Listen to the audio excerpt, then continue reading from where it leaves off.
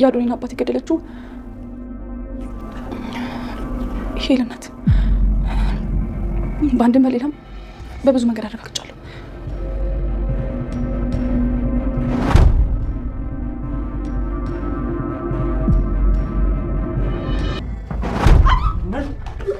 ነው አዶኒ እባክህ አዶኒ እባክህ ስታወሪ የነበረው ምንድን ነው? አዶኒ እባክህ ተረጋጋ። እባክህ ተናገሪ አሉኝ እኮ። ምንድን ነው ያልሽው? ቤሉል እባክህን አስለቅቀኝ፣ ሊገለኝ ነው። ንገሪው፣ ለእኔ ያልሽኝን ንገሪው። ተናገሪ። እሺ እነግርሃለሁ፣ በቃ ተረጋጋ። እኔ አባቴን የገደለችው ሄለን እንደሆነች ብቻ ነው የማውቀው። ሌላ ምንም አላውቅም።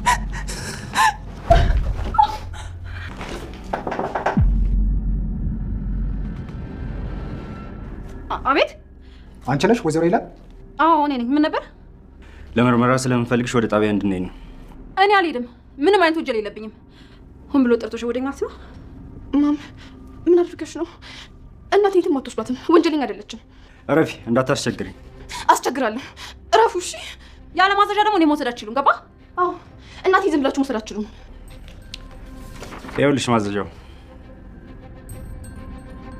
አሁን ነው ቀጥ ብለሽ ውጪ። በቃ አይሆንም አልኩህ እኮ እንዴ። ኃይል እንድንጠቀም እንዳታስገድጂኝ። ቀጥ ብለሽ ውጪ። አትወስዷትም። ሂድና አውጣት። ልቀቀኝ። እሺ ልቀቀኝ። እሄዳለሁ።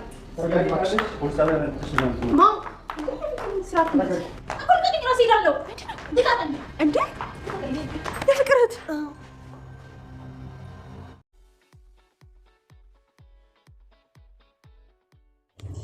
ወይዘሮ ሄለን ፖሊስ ቤቷ መጥተው እጅ ከፍንጅ ያዛት። መሲ እውነታውን በመናገሯ ከባድ ችግር ውስጥ ገባች። ቴዲ መሲን በቤተሰቦቿን አስፈራራት። አዶኒ መሲን አንገቷን አንቆ ሊገላት ለትንሽ ተረፈች። አዶኒ የአባቱን ገዳይ አጠገቡ መሆኑን ባወቀ ጊዜ መራመድ ያቅቶት ሽባ ሆነ። ቤሉል ወይዘሮ ሄለንን እገላለሁ እያለ ነው። ኤልሹ እናቴን አሳልፎ የሰጣት ወንድሜ ነው ብላ ከወንድሟ ጋር ተጣላች።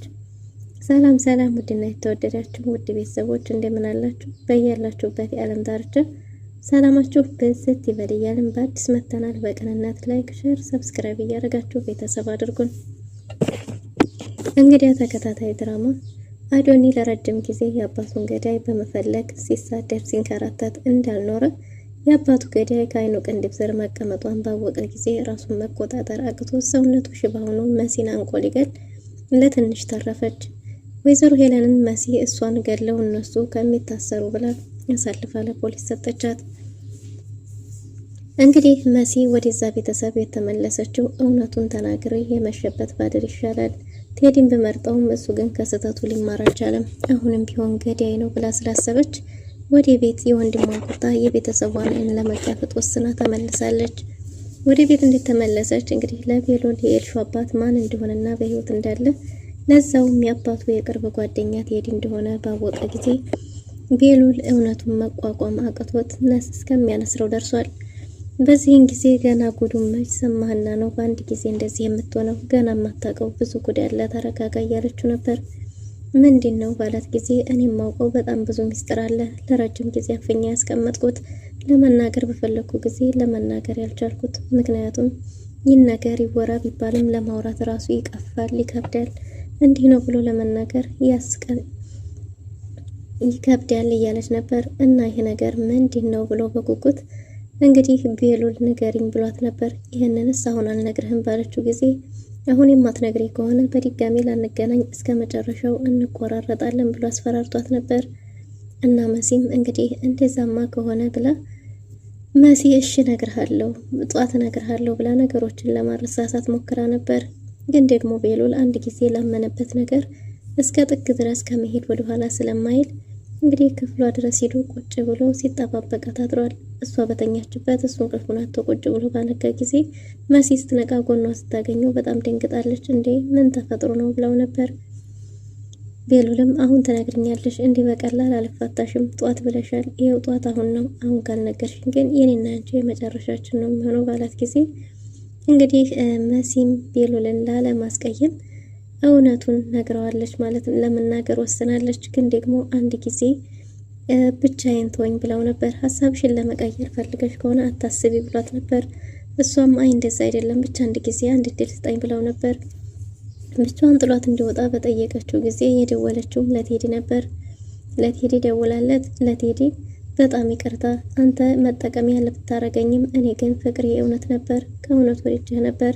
አንተ ግን ሳምነህ ከድኸኝ መጠቀሚያ ያደረከኝ። ስለዚህ አሁን ግን አሳልፌ ልሰጥህ ስለሆነ በእኔ እንዳታዘን ቴዲ ይቅርታ አድርግልኝ ብለው ነበር።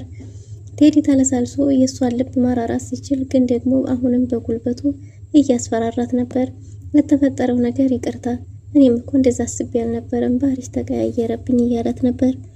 እሷ አይ አይደለም፣ እኔ የእውነት ወድጄ የእውነት አፍቅሬህ ነበር፣ አንተ ግን እኔም መጠቀሚያ አሻንጉሊት አደረከኝ።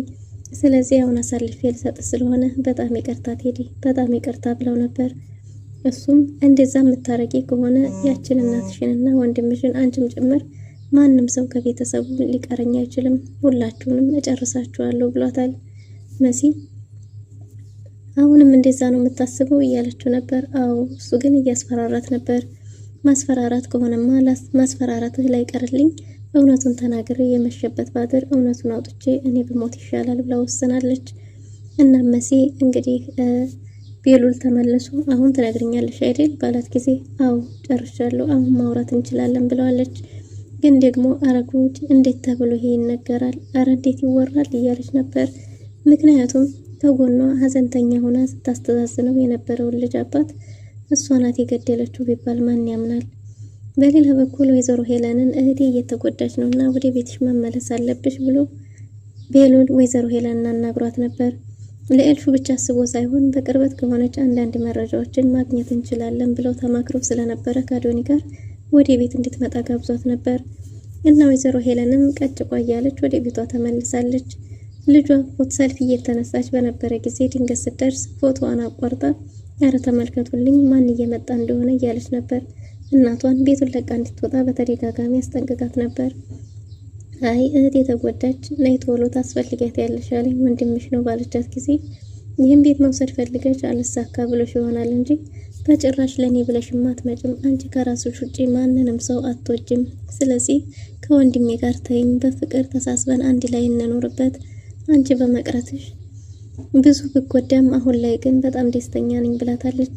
እና አሁን ወደ ቤት ሳይሆን ወደ መጣሽበት ተመለሽ ብላት ነበር። ሄለንም እንግዲህ ልጇን እንደ ልጅነቷ ተቆጥታ የራስሽ ጉዳይ ብላ ወደ ክፍሏ ገብታለች። ወይዘሮ ሄለን ከነበረችበት 5 ስታር ሆቴል ጋር ሊመጣጠንላት ስላልቻለ አሁን እዚህ ቤት እንዴት ነው መኖር የሚቻለው እያለች ቤቱ እየቀፈፋት ነበር። ግን ደግሞ እንግዲህ አንድ ሆኖ መታለች። እንዴት አርጌ ነው ማስተካከለው? እንዴት አይነት ሰው ነው እዚህ እየኖረበት ያለው እያለች እየተላላጠች ሳለ እንግዲህ ሌዛም ደግሞ ቤሉል ላይ ባደረገችው ነገር እጅግ በጣም ተጸጽታለች። በዛ ላይ ደግሞ የሰራችው ትልቅ ስህተት ኑኑ ምንም በማታውቀው የራሷን ፍላጎት ተከትላ ሌዛ ባረገችው ነገር እጅግ በጣም ተጸጽታ ይሄ መሆን አልነበረበትም፣ እሷ ምን ስላደረገች ነው ይሄ ሁሉ ዋጋ መክፈል ያለባት፣ ለእሷ ይሄ አይገባትም እያለች ነው አሁን ላይ ለኑኑ ያዘነችላት ትመስላለች። ግን ደግሞ ኤልሹ እንደዛ መሆን የለበትም፣ በምንም መንገድ ወንድሜ ልታናገር ይገባል ብላት ነበር። እንግዲህ ሌዛም አሁን ላይ ኑኑን ይቅርታ ከመጠየቅ ውጪ ቤሉልን በጭራሽ እንዲማረግ አልነበረብኝም። ቤሉል ያምነኝ ነበር፣ በጣም ይወደኝ ነበር። አሁን ላይ ግን ጭራሽ አጣሁት ይመስለኛል። የእህትነት ቦታዬንም አጥቻለሁ።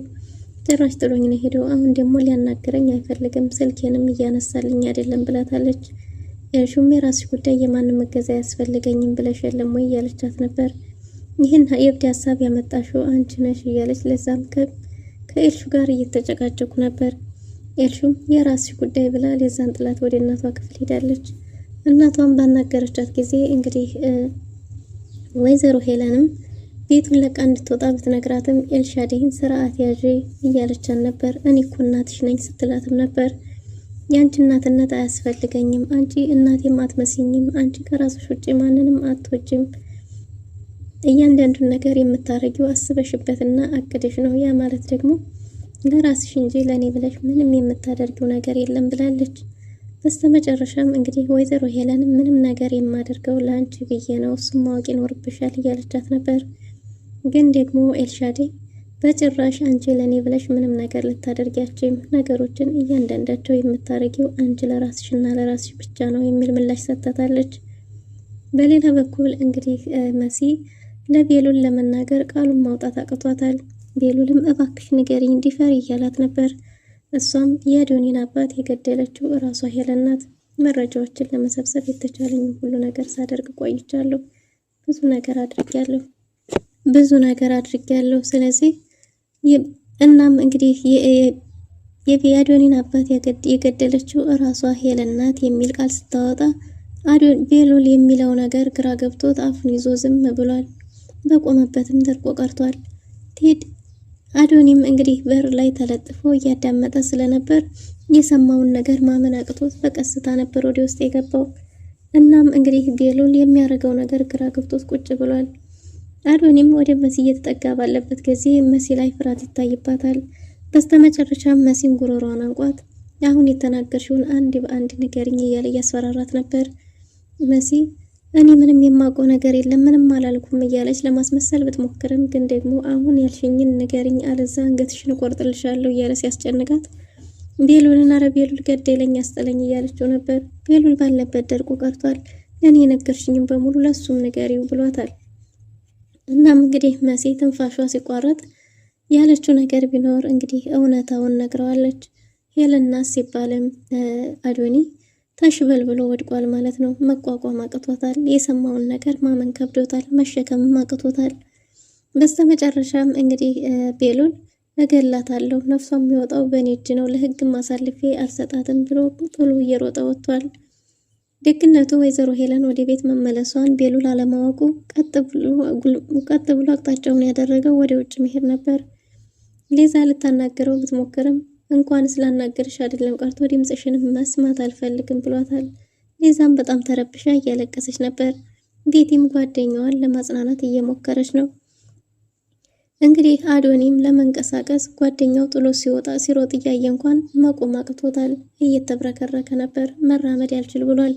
መሲ እንዳትደግፈው ማንም ሰው እንዳይነካኝ ብሏል።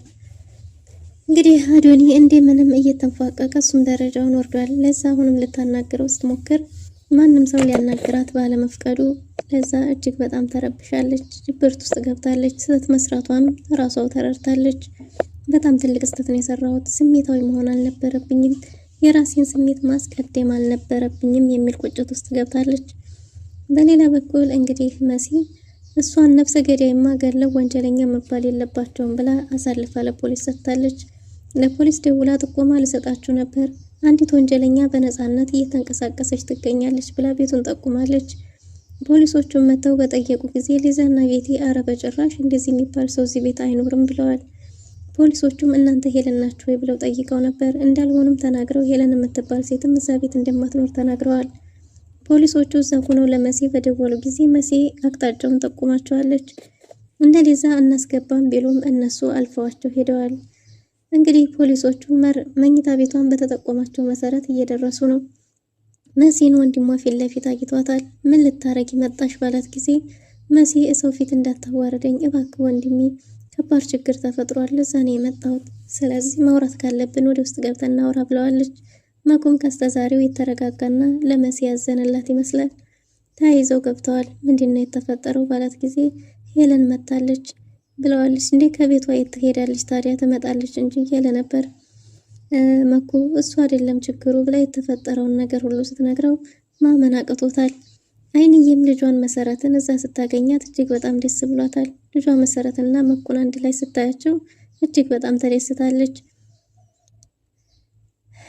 ኑኑም እንግዲህ ለእህቷ ገንዘብ በጠየቀቻት ጊዜ መድረስ ባለመቻሏ በየምክንያቱ በየስበብ አስባቡ መጨናነቅና ማለቃቀስ ከጀመረች ቆይታለች።